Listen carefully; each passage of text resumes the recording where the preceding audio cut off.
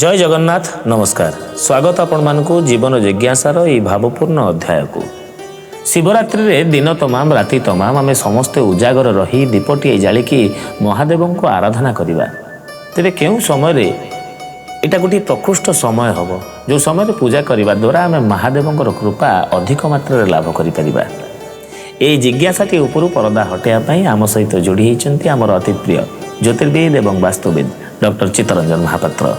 नमस्कार, जय जगन्नाथ। जय जगन्नाथ नमस्कार। निश्चित भाव में गोटे बहुत बड़ पर्व आम जोटा कहूचे जागर पर्व बा महाशिवरात्रि पर्व से दिन आप प्रत्येक गाँ एवं सहर प्रत्येक मंदिर रे मध्य भी शैव भक्त सहित अन्य व्यक्तिविशेष माने भी प्रभु शंकर आराधना उजागर ही करती। उजागर पर्व यहाँ उजागर तो राति सारा रही दीप प्रज्वलन कर भगवान शंकर को उपासना करें।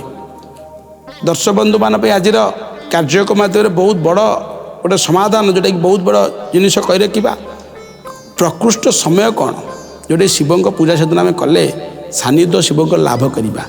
शास्त्र कहे शिवंकर त्रयोदशी और चतुर्दशी दुईटी तिथि मध्य भी बहुत प्रिय आज्ञा। से दिन चतुर्दशी बेढ़ा परिक्रमा भी रोचे से दिन जागर महाप्रभु सहित मध्य भी शिवंकर त्रयोदशी तिथि और चतुर्दशी तिथि उभय बहुत बड़ पर्व तिथि और प्रिय तिथि मध्य भी शास्त्रानुमत अनुसार आपण मैंने पाठ हुए त्रयोदशी गत चतुर्दशी संयुक्त समय यदि पूजा करती विशेषकर बहुत पुण्यफल मध्य प्राप्त करें।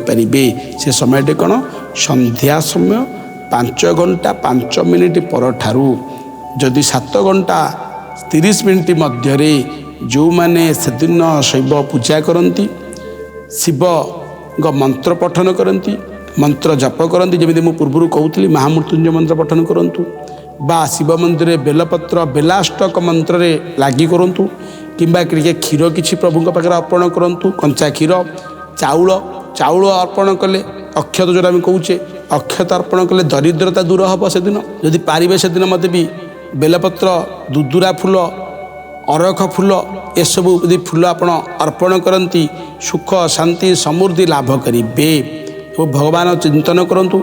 आ विशेषकर जो मैंने लक्ष्मी का कृपा पाइबा चाहती महालक्ष्मी का आशीर्वाद धन धान्य परिपूर्ण होगा चाहती यदि आखु रस भी लगी करती विशेष से ही समय आज्ञा आपण शुभदायक रहा पुत्र कामना गोटे पुओटे सन्तान कि इच्छा प्रकाश करुँचे आखु रसरे प्रभु को से समय अभिषेक करती विशेष उपकृत हेबे यही समयटा मुझे कही रखी। तत्सहित आउ गोटे सबुठ भल समय हरिहर भेट रात्र 10 घंटा 30 मिनिट ठारू 11 घंटा 52 मिनिट 12 घंटा रात्र 12 घंटा पर्यंत अथवा काल रात्र 1 घंटा 33 मिनिट पर्यंत मध्य भी सही समय मध्य 10:30 रु 1:33 मिनिट भितर शिव आराधना से दिन पूजा अर्चना करती मध्य भी केतकी फूल लगी करती मध्य विशेषकर केतकी फूल यदि लगी करती समस्त इच्छा समस्त कामना समस्त ग्रह पीड़ा समस्त रोग व्याधि खंडित हम प्रभु शंकर भगवान शिव शंकर खंडन करेंगे। पूर्ण मात्रा चतुर्दशी तिथि से दिन भोग हो जाए से समय और चतुर्दशी तिथि शिवंकर भारी प्रिय आज्ञा और से ही समय यदि पूजा अर्चना शिवंकर कराए तो निश्चित भाव में बहुत पुण्य फल प्राप्त करेंगे। महाशिवरात्रि रे शिवंकर पूजा करिवार प्रकृष्ट समयटी जणै बहुत बहुत धन्यवाद। आशा करुच्ची आम दर्शक बंधु माने मध्य आज समाधान टी पाई खुशी लाभ करेंगे। जीवन जिज्ञासा कार्यक्रम एमती किसी जिज्ञासामूलक प्रश्न तार अति सुंदर समाधान सहित पुणी देखा आज एतिकी रहिलु। नमस्कार।